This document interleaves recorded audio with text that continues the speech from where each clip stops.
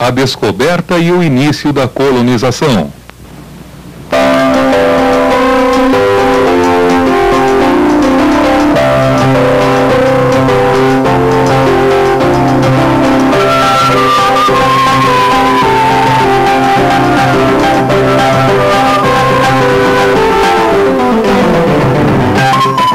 Brasil, um imenso país localizado na América do Sul, quinto maior país do planeta, mais de 150 milhões de habitantes, com uma fauna e flora riquíssima e grandes metrópoles.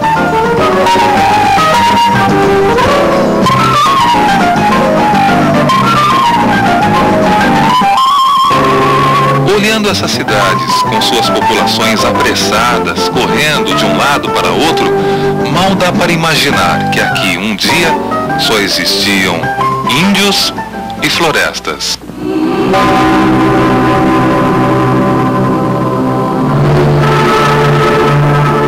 A partir de agora, vamos voltar no tempo, navegar nas antigas caravelas e descobrir como tudo começou e o que aconteceu até os dias de hoje.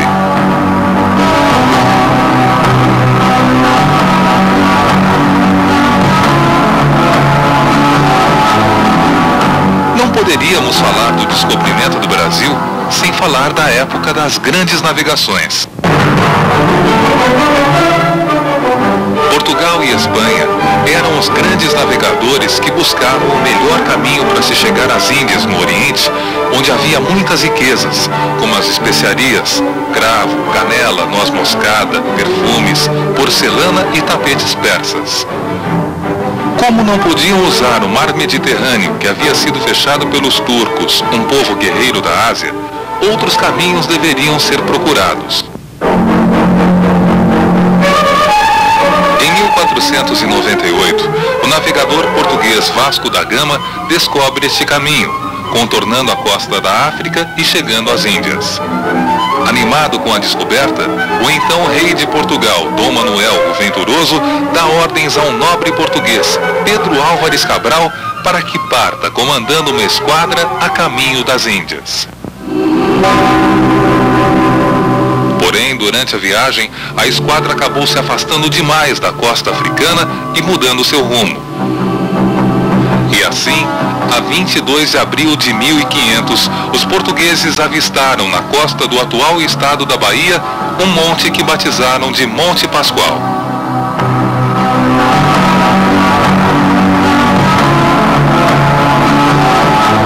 Após o reconhecimento da costa, no dia 23 de abril, os navios aportaram onde hoje é a Baía de Cabralha e fizeram o primeiro contato com os índios tupis, habitantes da terra recém-descoberta. A descoberta do Brasil é até hoje muito discutida. Existem duas opiniões a respeito.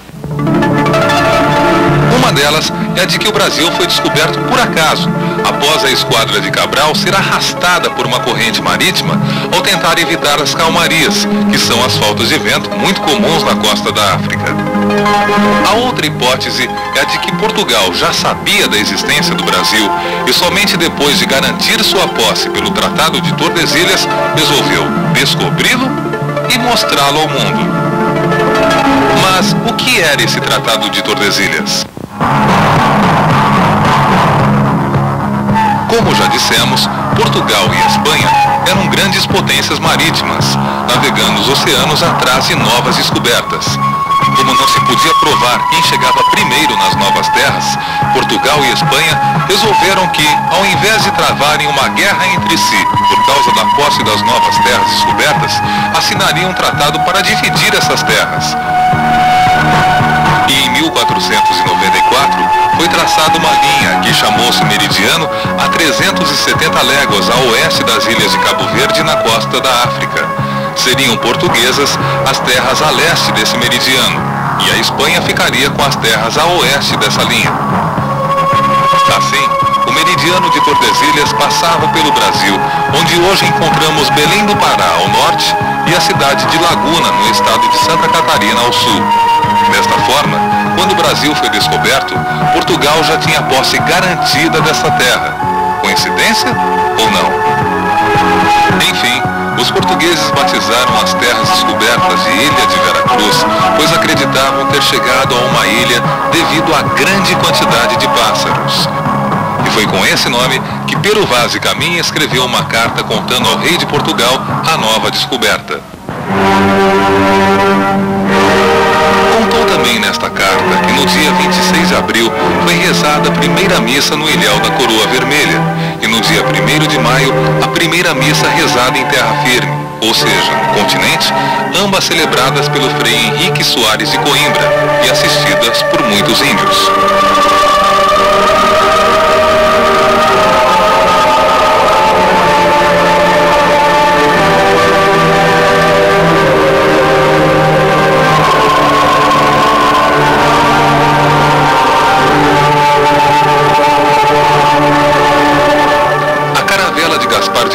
Foi incumbida de levar a carta ao rei Dom Manuel. Quando navegava pela costa brasileira, Gaspar de Lemos percebeu que as terras descobertas estendiam-se demais para ser uma ilha. Chegando a Portugal, deu essa informação ao rei, que mudou o nome de Ilha de Veracruz para Terras de Santa Cruz. Mas esse nome não durou muito tempo. Como no litoral havia muito pau-brasil, uma árvore de onde se extraía uma tinta vermelha para tingimento, logo essas terras mudaram de nome. Brasil. Assim passou a se chamar e aonde vivemos hoje.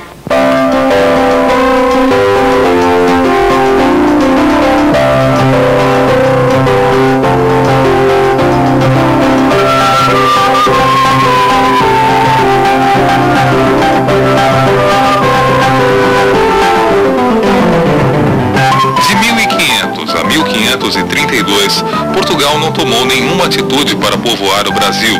Somente 4 expedições foram mandadas para cá. Uma em 1501, sob o comando de Gaspar de Lemos, para explorar o litoral e verificar se havia riquezas como ouro e especiarias. Durante essa expedição, vários acidentes geográficos foram batizados com nomes de santos e datas, como era de costume naquela época. A foz do Rio São Francisco, a Baía de Todos os Santos, Angra dos Reis, a Ilha de São Sebastião, e chegando à Baía da Guanabara, pensaram que fosse a foz de um rio, e a batizaram de Rio de Janeiro, por ser 1º de janeiro de 1502.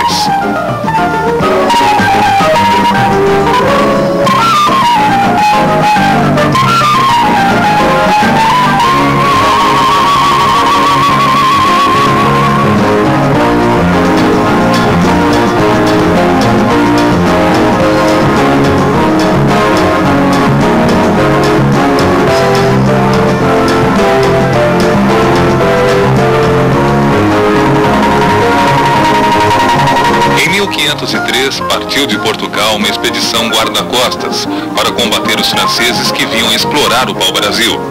Nessa expedição, chefiada por Gonçalo Coelho, estava também Américo Vespúcio, que fundou em Cabo Frio, no estado do Rio de Janeiro, uma feitoria que servia para armazenar o pau-brasil e outros produtos da terra até que os navios viessem buscá-las.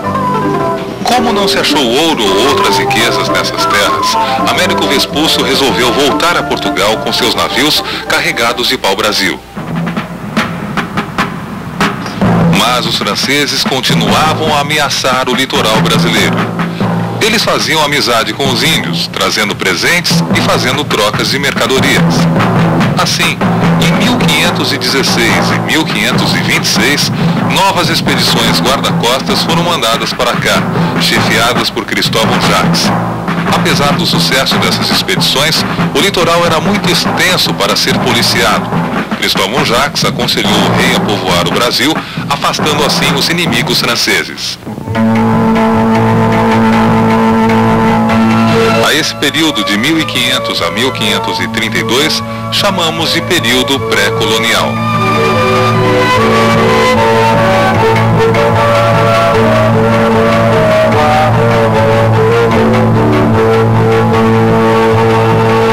Com a finalidade de colonizar o Brasil, parte de Portugal em 1530, a expedição chefiada por Martim Afonso de Souza, que tinha a missão de ser exploradora e colonizadora, além de guarda-costas.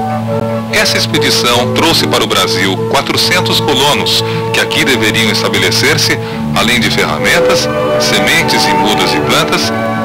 Foi Martim Afonso de Souza quem fundou a primeira vila do Brasil, a Vila de São Vicente, no ano de 1532, iniciando as plantações da cana-de-açúcar.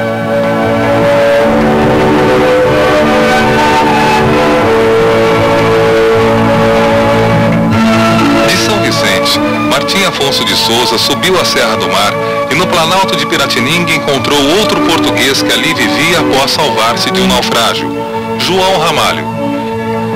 E ao fundar Santo André da Borda do Campo, Martim Afonso deu o título de Capitão-Mor do Campo a João Ramalho e retornou a Portugal. Como os portugueses não haviam encontrado ouro e prata no Brasil, a atividade agrícola e a exploração do pau-brasil foram as principais atividades nesse período. Portugal não tinha dinheiro para colonizar todo o litoral e evitar que os franceses continuassem a explorar o pau-brasil. Desta forma, o então rei de Portugal, Dom João III, resolveu adotar o sistema de capitanias hereditárias, a exemplo da Ilha da Madeira. Em 1534, o Brasil foi dividido em 15 lotes, ou capitanias hereditárias, que foram dadas a 12 donatários. Esses donatários não eram donos da terra, mas podiam explorá-la com plenos poderes, desde que defendessem o litoral, desenvolvessem a agricultura e enviassem o quinto para Portugal, ou seja, 20% dos metais e pedras preciosas que encontrassem na colônia. Além disso, somente o rei poderia explorar o pau-brasil, as especiarias e os portos. Mas de todas as capitanias hereditárias, somente São Vicente e Pernambuco prosperaram. Na de São Vicente, Martim Afonso de Souza progrediu com a indústria de açúcar, a criação de gado e o cultivo de milho, algodão, mandioca, entre outros. Já a de Pernambuco se tornou a mais importante de todas, graças ao empréstimo de dinheiro holandês, auxílio dos índios tabajaras, maior proximidade com Portugal e clima e solo propícios ao cultivo de cana-de-açúcar. O donatário Duarte Coelho teve êxito com a indústria de açúcar.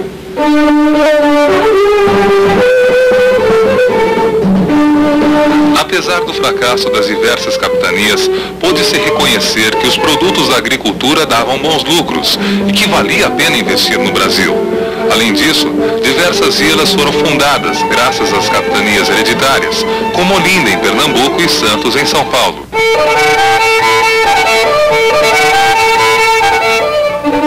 Como o sistema de capitanias hereditárias não deu certo, o rei de Portugal percebeu que faltava uma autoridade para dirigir o Brasil.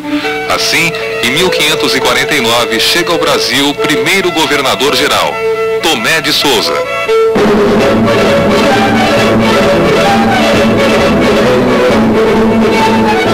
Junto com ele, chegaram soldados, colonos, mestres de obra e os primeiros padres jesuítas, chefiados por Manuel da Nóbrega, a fim de catequizar os índios.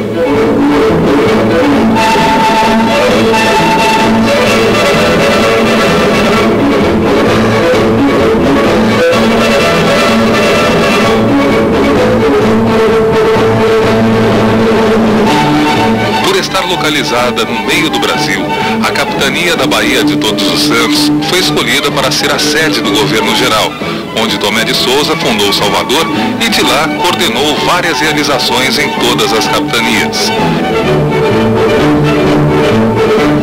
Em 1553, voltou a Portugal, sendo substituído por Duarte da Costa, que ao chegar ao Brasil, trouxe consigo mais jesuítas, entre eles José de Anchieta. Como os jesuítas não aceitavam a escravidão dos índios para trabalhar para os colonos, Duarte da Costa desentendeu-se com o bispo, criando muitos conflitos e desordem entre todos. Além do mais, durante seu governo, os franceses ocuparam o Rio de Janeiro em 1555, criando uma aliança com os índios tamoios.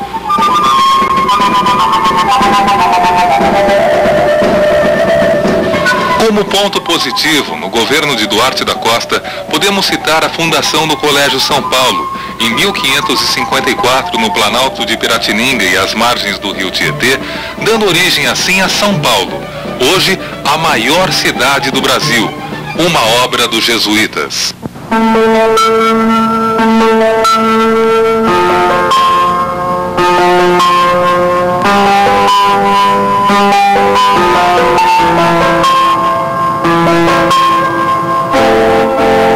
Com a missão de restabelecer a ordem na colônia, foi enviado um terceiro governador no ano de 1558, Mendes Sá. Mendes Sá pacificou os índios com a ajuda do padre Manuel da Nóbrega e de José de Anchieta, restabeleceu a ordem e acabou com uma epidemia de varíola em Salvador. Em 1567, com a ajuda do filho Estácio de Sá e dos índios de Araribóia, Mendes Sá finalmente expulsa os franceses do Rio de Janeiro. Mendes Sá morre em 1572, sem voltar para Portugal.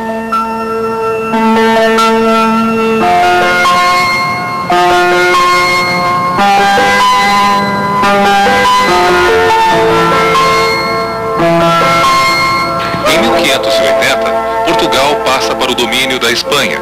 Com isso, o Brasil também passa a pertencer à Espanha. Foram 60 anos em que os inimigos da Espanha atacaram o Brasil.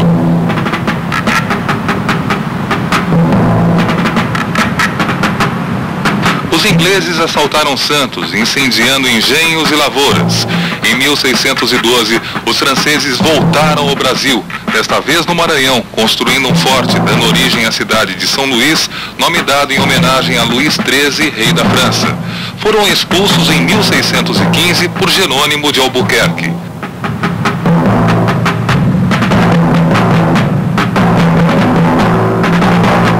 Os holandeses chegaram à Baía de Todos os Santos em 1624, com 26 navios e mais de 3.000 homens. Tomaram a Bahia até 1625, quando foram expulsos pelos portugueses que aqui viviam e por uma esquadra de 52 navios enviada pela Espanha. 5 anos depois, os holandeses resolveram voltar ao Brasil e, apesar da resistência do governador de Pernambuco, Matias Albuquerque, as tropas holandesas tomaram Olinda e em seguida Recife. Logo, todo Pernambuco estava tomado. Somente em 1654, após a célebre Batalha dos Guararapes, os holandeses foram derrotados e expulsos. Essa guerra para expulsar os holandeses recebeu o nome de Insurreição Pernambucana e contou com a participação de senhores de engenho, escravos e índios.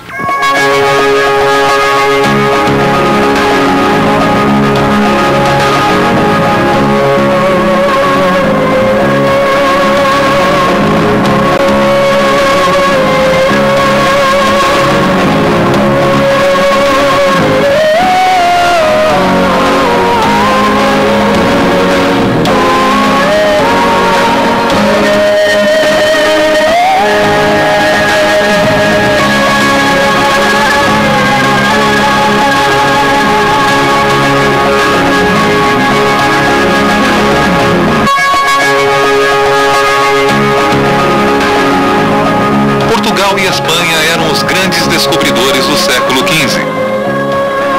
Como consequência dessas navegações, Portugal e Espanha assinam em 1494 o Tratado de Tordesilhas, traçando o meridiano a 370 léguas a oeste das ilhas de Cabo Verde para separar as terras espanholas das portuguesas. Em 22 de abril de 1500, uma esquadra portuguesa, comandada por Pedro Álvares Cabral, descobre o Brasil. Hipótese sobre o descobrimento: casualidade ou intencionalidade. As terras descobertas são batizadas de Ilha de Vera Cruz, depois passam a se chamar Terra de Santa Cruz e finalmente Brasil, devido à grande quantidade de pau-brasil existente. Em 1532, Martim Afonso de Souza funda a primeira vila, a Vila de São Vicente, iniciando a colonização. Em 1534, 1604, o Brasil é dividido em capitanias hereditárias, mas a maioria não prosperou. O rei de Portugal decide então, em 1548, criar o primeiro governo geral, com sede na Baía de Todos os Santos, fundando Salvador. Após Brás Cubas fundar a Vila de Santos, os jesuítas subiram a Serra do Mar e fundaram o Colégio São Paulo, em 1554, onde está localizada hoje a maior cidade do Brasil.